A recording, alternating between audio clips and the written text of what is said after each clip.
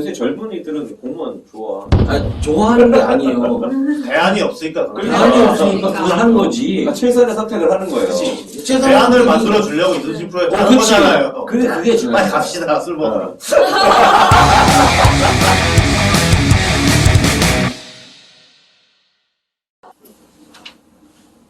대단히 감사합니다. 99년생 게스트와 99학번 PD가 만드는 방송 이프코리아 약관동이 8번째 시간이에요. 지난주에 금요일에 촬영을 하고 이번 주엔 또 수요일에 촬영을 하니 엄청 금방 하는 것 같은 기분이에요. 이래놓고 다음 주에 금요일에 촬영하는 건 또 엄청 오랜만이겠죠. 오늘은 특별 방청객으로 이프코리아의 부모와 같은 영신님이 오셨습니다. 감사합니다. 안녕하세요. 방송왔습니다. 방송하러 오신 건 아니고 갈 데가 없어서 방황하시다가 회식을 목표로 오셨죠. 그래서 오늘은 방송을 압축적으로 빠르게 해보도록 하겠습니다. 텐션업. 배가 고프거든요. 이번 주에도 별로 장사할 시간이 없긴 했는데 혹시 지난주 촬영 중 장사 좀 했나요, 게스트? 이제 슬슬 인맥의 한계를 느끼고 있어요. 저희 인맥의 한계를. 200명 적어내는 거 이거 해야 되는 거 아니야? 명단을 리스트 적어내서. 아니, 그러니까 한 사람한테 또 하고 한 사람한테 또 하고 그래야지. 계속 얘기는 해요. 매주 올라오니까 한 번씩 봐달라고. 올라올 때마다 쪼세요. 네. 물론 일단 카톡으로 보세요. 아니, 보세요. 전화번호 주면 내가 스팸으로 지난주에 연휴였는데 김포김 씨님이 캠핑을 다녀오셔서 다시 피부색이 안 좋아지셨다고 걱정을 하시네요. 뭐 어디로 캠핑을 다녀오셨나요? 그 친구의 따님이 고기를 구워 먹고 싶다 그래요. 친구들까지 대부도까지 가고 와. 차 많이 막히잖아요, 대부도. 비가 와서 저는 아. 아침에 비가 많이 와가지고 차가 안 막히겠거니 하고 느긋하게 출발했는데 차가 막히긴 막히더라고요. 대부도 워낙 막. 그래서 거기서 고기 구워 먹는데 한 3시간 4시간 밖에 있었더니 시커매졌다고 자꾸 주위에서 그러더라고요. 근데 카메라에 나오는 거 보면 근데 다음 주가 더 걱정이에요. 2박 3일 또 가야 돼서 힘듭니다. 조명으로 잘 구워드릴게요. 지난주부터 이제 촬영 영상을 내추럴하게 그냥 자르기만 해가지고 편집자한테 넘기려고 했는데 내가 하니까 또 뭐가 이상해가지고 근데 특히 게스트랑 김포윤 씨님의 차이가 왜 커버가 안 돼요. 그래서 근데 이번엔 뭐 게스트가 좀 방식처럼 되더라도 이번에는 한 번에 처리해서 넘기던가 해야겠어. 눈코입만 떠다니는 거 아니야? 배경은 똑같아지고. 게스트 감시 뭔지 알아요? 혹시 오. 몰라야 되는데? 여기 아재 패치가 돼 있다. 감시를 어떻게 알지? 강시 선생 영화는 모르겠지. 강시는 알아. 네, 영화는 몰라요. 그냥 강시 그거만 알고 파란 부적붙이고 파란 모자 쓰고 그것만 알아요. 그건 어떻게 알아? 영화 짤이나 이런 걸 보겠지. 아니 요즘 그 뭐지? 만화 같은 게 만화 같은 거 나와. 뭐 공포 영화 그거 나오면 영화 말고 뭐 만화 같은 데서 소재로 귀신 캐릭터니까 네, 캐릭터. 어디 현관은 네. 볼 수 있겠구나. 옛날 추억의 강시. 닭피 뿌리고. 자, 게스트 오늘의 주제는 뭔가요? 네, 오늘의 주제는 GDP 특집입니다. 네, 지난주에는 세금 특집이었는데 이번에는 GDP. 이제 뭔가 좀 주제들이 계속 아스트랄해지는 것 같아요. GDP가 뭔가요, 게스트? 김 대표? 왜? 네, Gross Domestic Product, 국내 총생산입니다. 네, 그래서 그게 무슨 뜻이죠? 일정 기간 동안, 예를 들면 1년 동안 한 나라 영토 내에서 생산된 최종 생산물의 시장 제가 오늘 발음이 좀 세요. 죄송해요. 그냥 하세요. 해도 돼.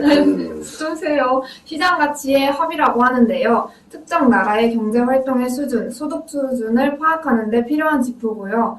이것을 활용하면 다른 나라와의 비교가 용이하기 때문에 경제 통계에 많이 나오고 있습니다. 훌륭하네요. 이거 잘 읽어요. 해야지, 열심히. 열심히 연습했습니다. GNP라는 것도 있다던데, 요건 뭐예요? 네, GNP, Gross National Product, 국민 총생산입니다. 한 나라의 국민이 1년 동안 생산한 것을 모두 합한 금액, 즉 우리나라 국민이 외국에 가서 생산한 금액도 GNP에 포함됩니다. GDP는 국내 총생산이니까 외국인이 우리나라에서 생산한 게 포함됩니다. 국적을 불문하고 영토 내에서 총생산을 의미합니다. 나도 옛날에는 GMP라는 말을 많이 들었던 것 같아요. 지금 우리 학교 다닐 때 교과서에는 거의 GMP 많이 나왔었지. GMP였죠. 지금 처음 들어봤어요, 저는. 근데 요새는 GDP가 대세인 것 같던데 왜 그렇죠? 예전에는 GNP랑 GDP가 별로 다르지 않아서 혼용해서 사용을 했는데요. 글로벌 시대가 되면서 GDP를 더 많이 사용하고 있습니다. 외국에 나가서 소비하고 세금 내는 한국인들이 한국 경제에 미치는 영향보다는 외국인이 한국에 와서 투자를 하고 경제 생활을 하는 것이 국내의 경제 사정을 더 정확하게 반영할 수 있기 때문입니다. 근데 이제 계절시대 어렸을 때는 GNP니 GDP라는 것보다는 국민소득이라는 말을 더 많이 들었던 것 같아요. 국민소득 G- 2천 달러, 어. 1만 달러 돌파 이런 거. 형님 어렸을 때 국민소득은 얼마였어요? 기억이 안 나요. 나 국민학교 때쯤에 1만 달러를 돌파했던 것 같아. 그러다가 김영삼 정부 때 2만 달러를 가네마네 하면서 OECD 어쩌고 했던 것 같아. 맞죠? 그 정도 그랬던 됐던 것 같아. 그랬던 것 같아. 그러다 IMF 먹으면서 반토막 나고. 하여튼 뭐, 보통 이 말을 처음 들으면서 달러라는 개념이 전 세계인 것 같아요. 나는 달러를 불이라고 부르는 것도 이거 보면서 처음 아는 것 같아. 6,000불, 6,000달러 뭐 이런 거. 옛날이죠. 그래서 달러를 왜 불이라고 부르는지 알아요? 네, 달러 기호 S, 그러니까 이거 쭉 그은 게 한자에 있는 불자랑 비슷하게 생겨서 그렇게 표시하던 거가 유래라고 하네요. 아, 역시 잘 모르는 게 읽어요. 없어. 잘 읽는 게 중요해. 여기까지가 만수르랑 게스트가 설명할 수 있는 부분이고, 사실 난 석유 재벌이라서 이미 달러가 많기 때문에 달러, 뭐, GDP 이런 건 별 관심이 없어요. 게스트 그럼 이 GDP를 어떻게 계산하는지 알아요? 네, 이건 좀 어렵네요. 이거는 길 교수님께 설명의 기회를 드리겠습니다. 진행까지 발을 담근 게스트. 길 교수님, 게스트의 사이즈에 따라서 고하시죠. 네. 세게 해야지. 딱 하면 마무리. GDP 계산하는 법은 그 아까 이야기할 때도 살짝 말을 했는데 GDP가 한 나라, 그러니까 우리나라에서 생산된 최종 생산물의 시장 가치 합이라고 이야기했잖아요. 그 말이 단어들이 다 어려워서 말을 해줘도 이게 정말 무슨 말인지 모르는데 이게 무슨 말이냐 하면 최종 판매된 소비재의 가격의 총 합인 거예요. 그러니까 예를 들면 농부가 그 밀을 생산을 해서 6만 원에 시장에 가서 제분업자한테 팔았어요. 그래서 이 밀가루 만드는 제분업자가 이 밀을 6만 원에 사서 밀가루를 10만 원어치를 만들었어요. 그래서 빵집 주인이 이 밀가루를 사가지고 빵을 20만 원어치 만들었어. 다 팔았어. 그래서 그러면 이 세 명이 사는 나라의 1년 GDP의 총 합은 20만 원인 거예요. 최종 소비재 빵 이거의 가격. 거기서 얼마 할까요? 퀴즈를 냈어요. 이거 이런 맛있다게. 네. 제가 알고 있기로는 네. 부가가치의 합이라고 맞아요. 알고 있고 네. 일단 원가는 빠져야 되는 거 아닌가요? 이제 이게 가장 쉬운 방법이에요. 최종 소비재의 가격과 판매 개수를 합치는 게 가장 쉽고 또 말씀하신 것처럼 부가가치의 합을 구할 수도 있어요.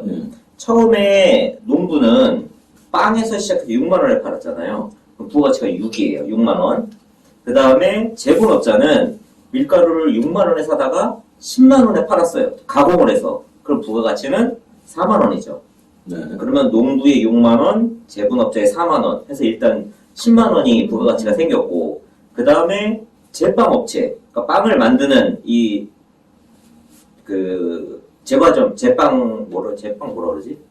빵집에서는 빵집. 밀가루를 10만 원어치를 사다가 20만 원에 팔았잖아요. 그러면 10만 원의 부가가치가 생긴 거예요. 거기에 들어가는 각각 원가라든가 경비라든가 이런 부분은 안 빠진 거예요? 빼는 거잖아요, 지금. 그러니까 아니 빵을 만드는 사람이 10만 원에 사와서 20만 원에 팔았으니까 10만 원이 부가가치가 되는 거예요. 그러니까 인건비 이런 건 다 부가가치예요. 인건비는 네, 부가가치 인건비 부가가치에 포함이 돼요. 포함이 되고 네. 그럼 원가라는 어떤 재료의 가격은 그쵸. 빠지는 거죠. 그쵸. 맨 처음에 이제 농부가 6만 원을 만들었을 때 그렇죠. 여기 재료가는 그거는 이제 자동차 산업에 그래서 이걸 창조했다고 보는 거죠. 뭐 씨앗값 이런 거 들어가야 되는데 일단 이게 이해를 돕기 위해서 그래서 부가가치 GDP는 이렇게 계산을 하는데 실질적으로는 훨씬 더 과정이 복잡하죠. 한 나라의 이 뭐 기업이나 그 경제 활동하는 주체들이 워낙 많으니까 그 계산하는 방식은 이렇게 되는데 실질적으로는 굉장히 더 복잡한 근데 방식으로 전부 다 계산된다. 전부 다 보고 결과에 대해서 집계가 되는 건 아니잖아요. 전부 다 집계가 되진 않는데 보통 이제 GDP 통계를 할 때 속보치, 잠정치, 확정치 이렇게 발표를 해요. 그래서 일정 그 이제 표본들을 만들어서 그 업체들한테 그 결과를 신고를 받아서 요걸 기반으로 일단 통계 내는 거하고 비슷하게 추정치라는 걸 해요. 요 표본들이 이 정도 생산을 했으니까 요번 분기에는 한 요쯤 될 것 같습니다 라고 추정치를 먼저 발표를 하고 그 다음에 한 번 더 조금 더 받아서 잠정치 한 번 조금 더 계산한 잠정치 그러고 나서 한 달에서 한 달 반 정도 시간이 지난 이후에는 확정치라는 걸 내요. 근데 이거는 나라마다 다 좀 달라요. 마약 밀매 이런 거 이제 안 되죠. 콜롬비아 이런 나라 못 찾는 거야. 거기에 나 얼마 전에 들었는데 네. GDP에 속하지 않는 게 군수물자는 군수물자 들어갈 거예요. 안 들어간다고 그래요? 그랬어요. GDP에는 그게 안 들어간다고 돼 있더라고요. 그래서 우리나라 GDP에 지금 우리가 그 군사물자를 수출한 것에 대해서는 GDP에 안 들어가 있다라는 얘기를 들었어요. 왜 안 들어가지? 비밀이라고. 비밀이라서. 뭔가 이게 아닌데. 왜냐하면 미국에 있는 뭐 로키드 마틴이나 보잉 같은 데들이 다 군수 사업을 하거든요. 군수 사업과 민수 사업이 이렇게 나눠져 있기 때문에 아마 군수 사업은 보고 안 하고 민수 사업만 보고하는 걸로 얼마 전에 들은 얘기예요. 뭐 우리나라만 그렇게 하는지 모르겠는데 미국은 민국 기업이니까 어쨌든 걔네가. 얘네는 국가에서 수주한 프로젝트를 전부 다 공개해요. 그래서 뭐 빠른 경우에는 3개월마다 계속 사업 내용을 계속 발표를 해요. 그러고 나서 정부로부터 이게 그 처음에 계약한 단계를 달성했는지 안 했는지에 따라서 추가적으로 자금을 대주고 깎고 이게 계속 되게 섬세하게 컨트롤을 하더라고요. 그래서 그런 것들은 기업의 매출에도 들어가니까 GDP에서 빠질 수가 없을 텐데 아마 그게 종류가 다른 것 같아요. 군수 사업을 구분하는 그러니까 이 군 물자가 기업에서 만든 게 아니라 어떤 다른 그게 있는 것 이게 같은데 최근에 왜 이게 얘기가 되냐면 우리나라 이제 군수물자 수출을 많이 하다 보니까 뭐 미사일이라든가 네네네네. 이런 걸 많이 하다 보니까 그 부분이 들어가 있는지 안 들어가 있는지에 대해서 한번 그 얘기가 나왔던 것 같아요. 그리고 제가 GDP를 보면서 항상 생각이 드는 거는 이게 달러로 이제 얘기를 하잖아요. 그렇죠. 그리고 환율이랑 또 연관이 맞아요. 그래서 왜곡이 좀 되는 부분이 있어요. 예. 그래서 뭐 1,100원으로 계산할 때와 1,300원으로 계산할 때가 GDP가 완전 GDP는 똑같은데 우리나라 총생산은 똑같은데 1,100원으로 계산해 1,300원으로 계산하니 갭 차이가 나는 것. 그렇죠. 그 부분도 굉장히 크게 날 거라고 저는 맞아요. 그래서 이 GDP를 이제 계산하는 건 일괄적으로 이게 순위 비교, 상대적으로 어떤 정도의 비중인가 뭐 이걸 따지는데 좀 더 우선순위를 두고 있는 것 같고 말씀하신 것처럼 나라마다의 좀 어떤 진정한 의미의 GDP 이런 거를 좀 비교하기 위해서 뭐 PPP 그 GDP라고 해서 구매력 평가. 그러니까 실질적으로 이 나라의 GDP가 어느 정도의 구매력을 가지고 있는가 뭐 이런 식으로 조금 더 실질적인 비교를 하기 위해서 그 좀 바꾸는 조금 더 계산을 하는 그런 방법들이 있는데 사실 이 GDP라는 것 자체가 가지고 있는 한계들이 조금 있어서 이걸 이제 어떻게 조금 더 바꿀 것인가는 계속 이야기가 나오고 있는 부분인 것 같아요. 이게 뭐 완벽한 어떤 경제 지표다라고 볼 수는 없지만 현재로서 한 나라의 경제 수준 아니면 그 나라 국민들의 소득 수준 이런 것들을 좀 간단하게 비교해서 볼 수 있는 아직까지는 그래도 가장 좋은 수단 중에 하나인 것 같아요. GDP라는 게. 근데 방금 전에 제가 왜 달러 환율에 대해서 얘기했냐면 뭐 0.1%, 0.2% 뭐 올라갔다 내려갔다는 것에 뭐 일일비를 계속 하는데 네. 그게 과연 의미가 있을까? 환율만 해도 거의 5%, 10%씩 막 움직이고 있는데 뭐 그래서 경제지에 나오는 그런 GDP 얘기들이 좀 약간 좀 그렇죠. 사실 신뢰가 없지 그 않나? 수치 자체보다는 큰 추세 흐름이 더 중요한 것 같아요. 그래서 그 말씀하신 것처럼 뭐 1%, 2% 올라가고 내리고 그거보다는 지금 큰 흐름에서 이게 어느 방향으로 가고 있느냐 이걸 보는 게 사실 더 큰 의미가 있다라고 볼 수 있겠죠. 일단 이 GDP라는 거 안에는 우리가 이제 교과서에서 3면 등가 이 얘기는 3면 등가 GDP 3년 등가의 법칙. 그걸 아마 다 기억하고 있을 거야. 이게 뭔 말인지 몰라도. 그러니까 이게 무슨 이야기냐면은 GDP를 계산하는 세 가지의 측면이 있는데 생산 측면이 있고 소득 측면이 있고 지출 측면이 있는데 이 세 가지 면이 다 같다라는 말이에요. 그러니까 GDP라는 걸 생산액으로 해서 계산을 할 수도 있고 소득액으로 해서도 계산을 할 수가 있고 소비, 지출액으로 해서도 계산을 할 수가 있는데 가장 계산하기 용이한 방법이 생산액을 가지고 계산하기 쉽기 때문에 보통 생산으로 계산을 하게 되고 근데 이거를 소득으로 접근하든 지출로 접근을 하든 다 동일하다는 이야기예요. 그래서 교과서에서는 이 GDP라는 게 어떻게 구성이 되어 있는가라고 했을 때 보통 민간, 가계나 기업의 소비, 또 가계나 기업의 투자, 그리고 정부 지출, 순수출 이렇게 구성되어 있다라고 보거든요. 그래서 한국의 GDP 같은 경우에는 보통 이제 민간, 가계나 기업들이 소비하는 이 소비 수준이 절반 정도를 차지하고 있어요. 전체 GDP에 우리나라가 한 1,700조 원 정도가 되는데 그 중에 절반 정도 그러니까 한 850조 정도가 되는 거겠죠?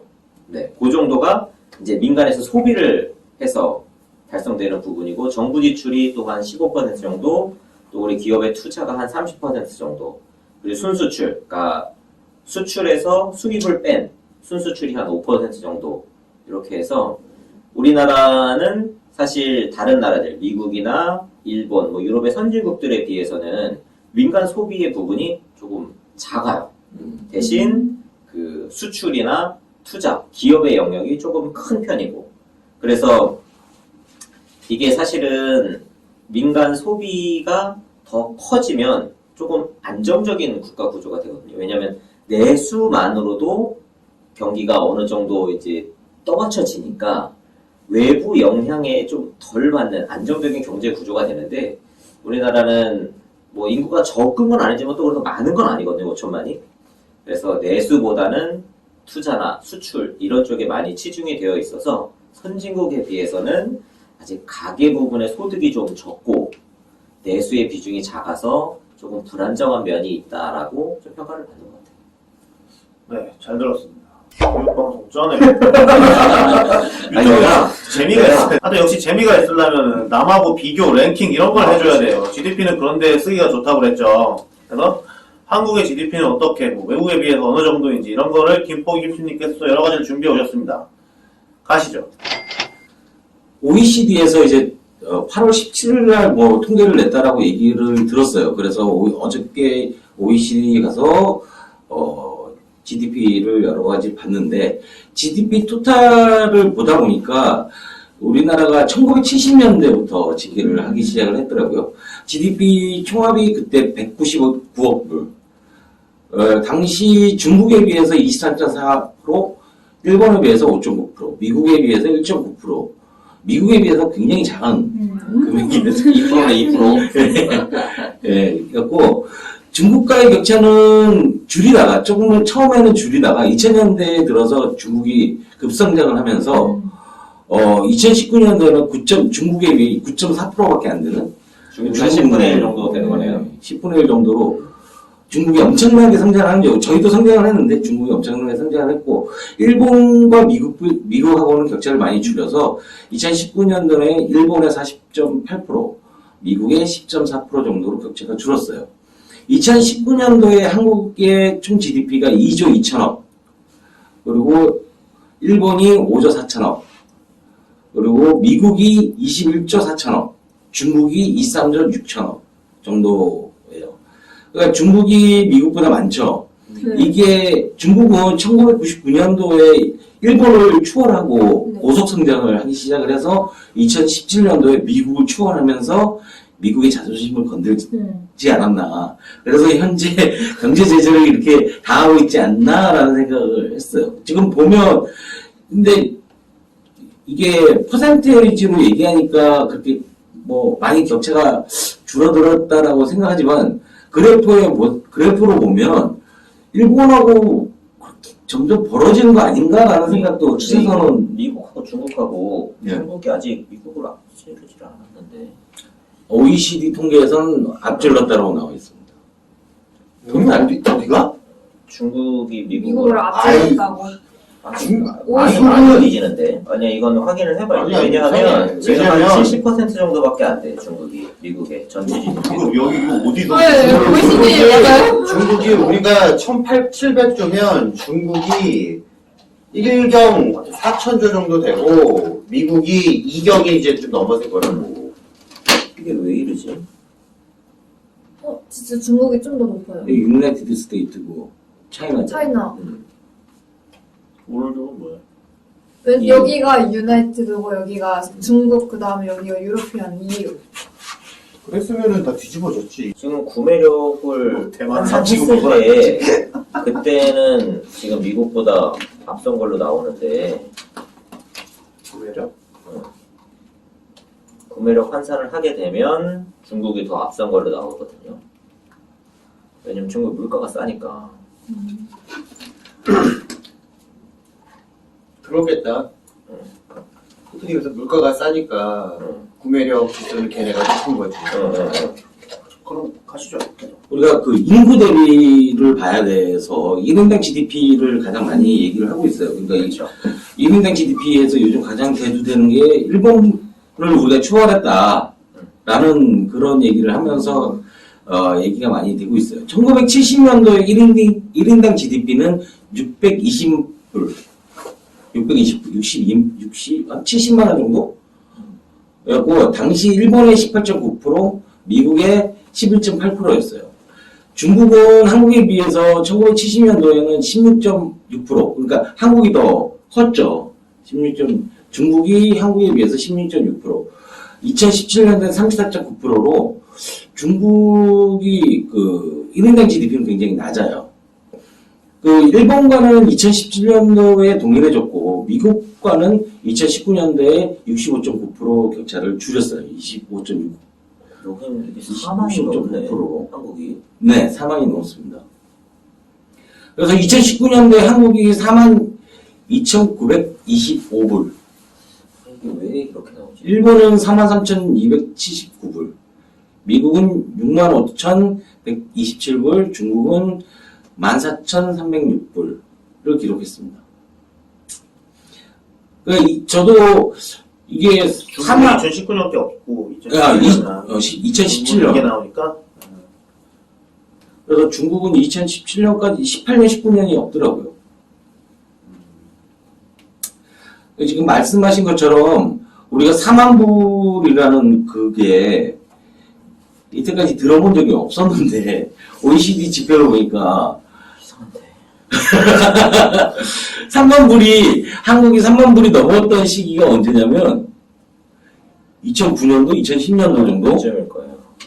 3만 불을 넘었고 4만 불을 넘은 게 2016년도 이 정도에 4만 불이 넘어. 지금 OECD 그 GDP를 제가 보기로 했던 부분이 뭐냐면 이제 코로나 시대에 가장 영향을 받았던 게 1Q보다는 2Q. 네. 4, 5, 6월에 이제 굉장히 경제적으로 타격을 많이 받았다라고 생각을 하고 이거를 좀 봤어요.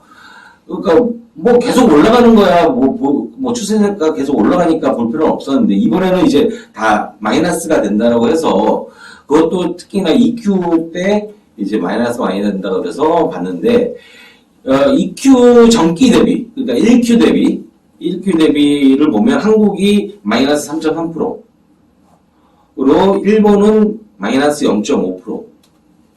미국 같은 경우에는 좀 많이 마이너스가 됐어요. 마이너스 9.5% 정도로 굉장히 많이 줄었고, 멕시코, 프랑스, 뭐 이탈리아, 캐나다, 독일 이쪽은 10% 이상 마이너스가 돼서 굉장히 타격이 크지 않았나라는 생각이 들고요. 이렇게 보면 대체적으로 관광 쪽에 3차 산업 서비스라든가 이제 관광 쪽에 많이 치우친 나라들이 그래도 많이 빠진 것 같아요. 근데 전기 대비보다는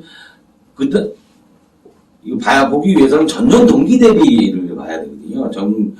전년 동기 대비를 봤을 때 한국 같은 경우에는 마이너스 3.0%, 일본 같은 경우에는 마이너스 1.9%, 미국 같은 경우에는 마이너스 9.5% 정도로 그 전기 대비랑 거의 비슷한 수준으로 내려간 것 같아요.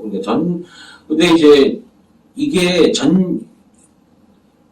경제 영향이라는 것이 딱 그때 이슈가 발생했다고 해서 그때 또 타격이 오는 게 아니라 계속 연장선상에서 타격이 오기 때문에 우리가 또 봐야 될 게 2020 전체를 봤을 때 리얼 GDP 예상치를 좀 봐야 되는데 2020 전체 리얼 GDP 그러니까 실제 GDP라고 얘기하는 실제 GDP는 명목 GDP가 있고 실제 GDP가 있잖아요. 네. 그거에 대해서 잠깐 설명을. 그 명목은 실질적으로 이제 계산된 액수 그 자체를 나타내는 거고 실질은 그 물가 상승률로 이제 할인을 한 거죠.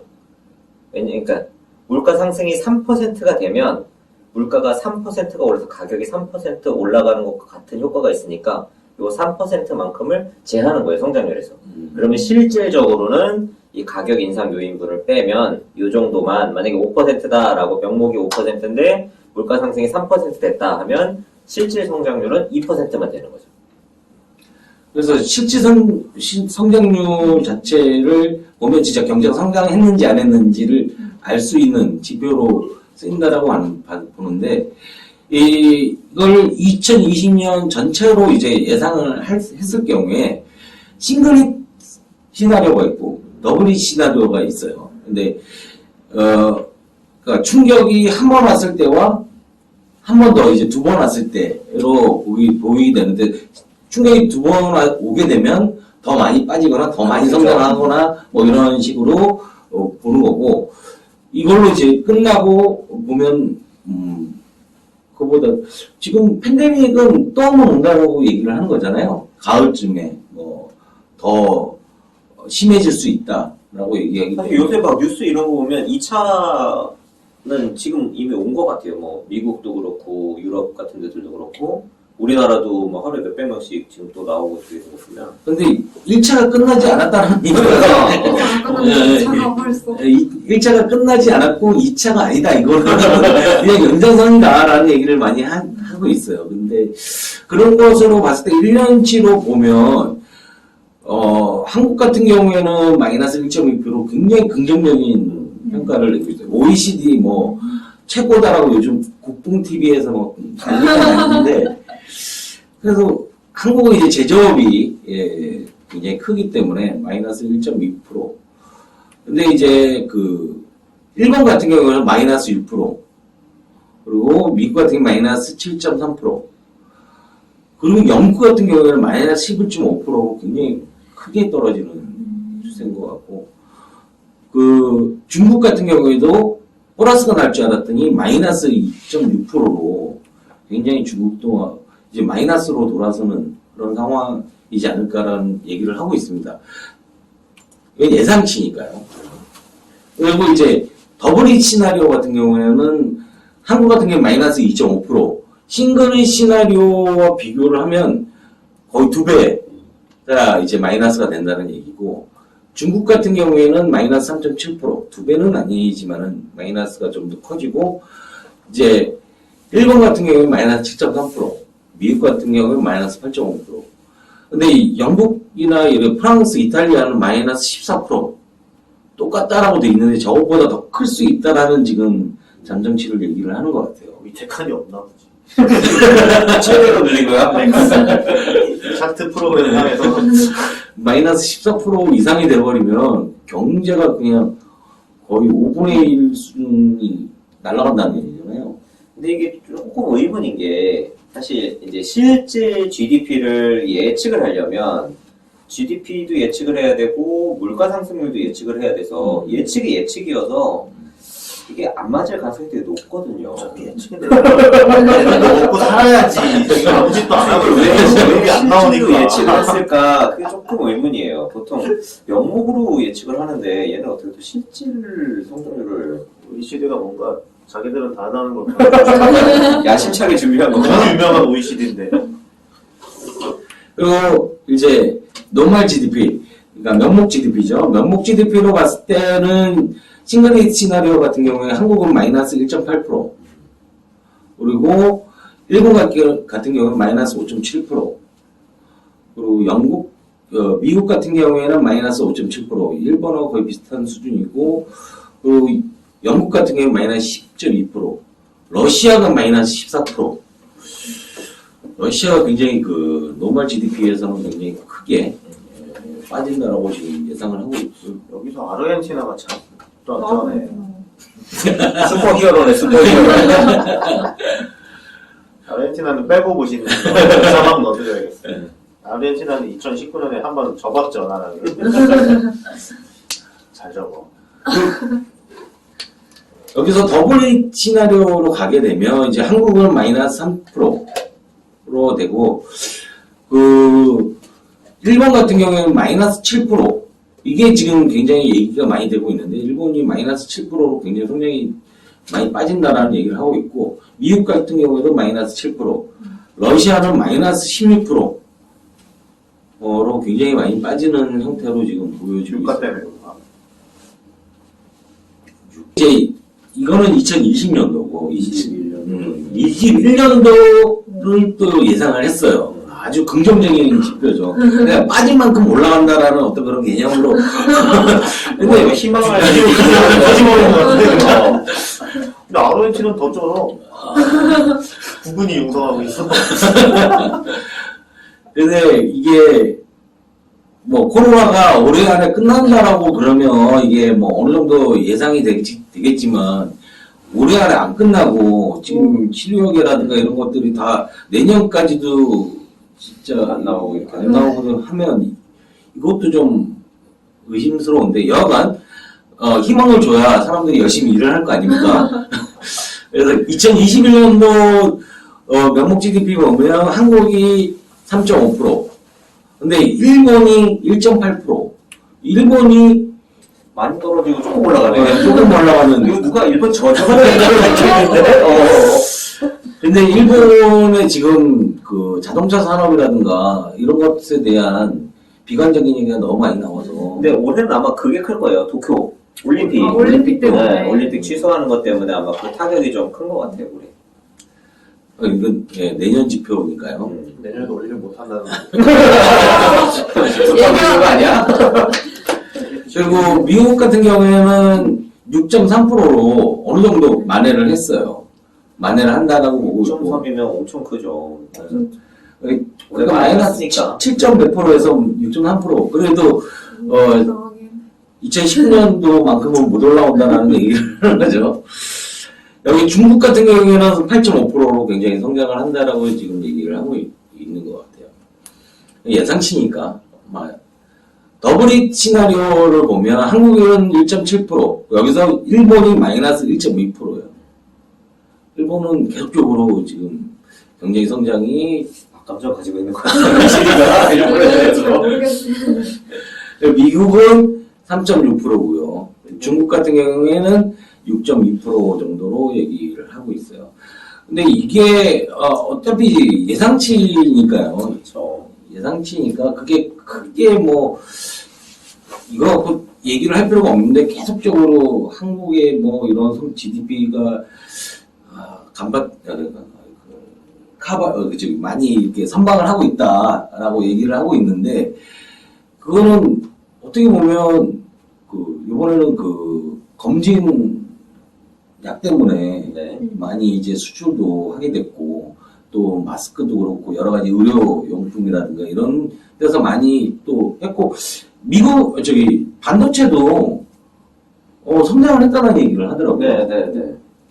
그래서 우리나라는 크게 영향이 없었는데 우리나라가 10여 년 전부터 계속 밀고 있던 관광산업 그 부분도 한국 사람들이 많이 가져서 해외에 못 가니까.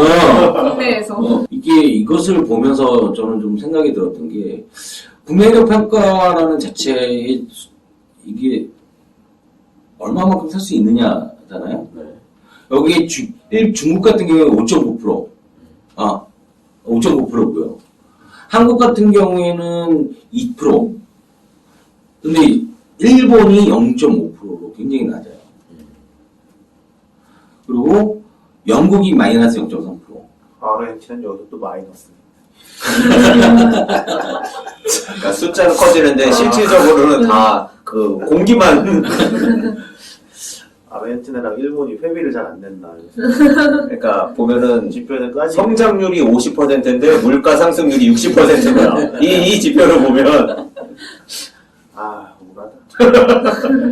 미국 같은 경우는 또 2.2%고요. 중국, 인디아 이쪽에 굉장히 그 높은 것 같아요. 근데 이제 2021년도를 또 예상을 했어요. 2020년도도 예상이 있는데 2021년도도 예상을 했는데 여기서도 한국 같은 경우 2.5%. 그러니까 한국은 별 차이가 없는 것 같아요. 근데 이제 일본은 진짜 0.5%는 굉장히 힘든 상황이지 않을까라는 생각이 들고 영국이 1.1%, 중국 같은 경우 5.5%. 그리고 미국 같은 경우에 2.1%로 지금 얘기를 하고 있어요. 중국, 인디아 같은 경우에 6.5%. 2020년도, 2021년도 두 개를 보면 둘 다 인디아 쪽이 굉장히 크지 않나라는, 시장이 크지 않나라고 보이고 있는 거예요. 이런 식으로 지금 우리 GDP를 예상치나 이런 걸 보면 굉장히 뭐 희망적으로 쓰고 싶어서 굉장히 안달이 난 듯한 느낌이 많이 받아요. 희망적으로 어떻게든 희망적으로 써야 그래도 이걸 지표를 갖다 쓰는 사람들의 기분이 좋을 거고 그래야 뭐 경제 그러니까 이게 좀 그런 것 같아요. 시장이 나쁘다 그러면 진짜 나빠지는 그런 심리가 있는 것 같고 좋다 그러면 좀 힘을 내서 좀 좋아지는 그런 시장의 효과가 있는 것 같아요. 그래서 경제 지표들 대체적으로 보면 좋은 방향으로 많이 쓰는데 우리나라 기사는 거의 뭐 안 좋은 방향으로 그렇게 쓰고 있는지 그 부분도 좀 의아스럽긴 해요. 님의 GDP 브리핑 잘 들었습니다. 아무튼 이렇게 GDP는 딴 데랑 비교해보고 이전이랑 비교해보고 이런 거가 좋아요. 특히 요즘에는 일본이랑 비교해보는 게 맛이죠. 이 GDP만으로 평가하기 힘든 게 있어요. 이거는 단순히 총합이니까 이게 이 안에서 어떻게 분배되는지랑 뭐 국민의 생활 수준이나 이런 게 잘 반영은 안 되겠죠. 총합이니까. 단순히 국민으로 나누더라도 뭐 빈부격차나 뭐 이런 거는 안 나오는 거죠. 이게 이제 저번 주에 세금 특집에서 했던 국민들 소득 분포 같은 거랑 또 연관되는 거긴 한데 일단 오늘은 GDP 특집이니까 이것만 가지고 얘기를 해보도록 하죠.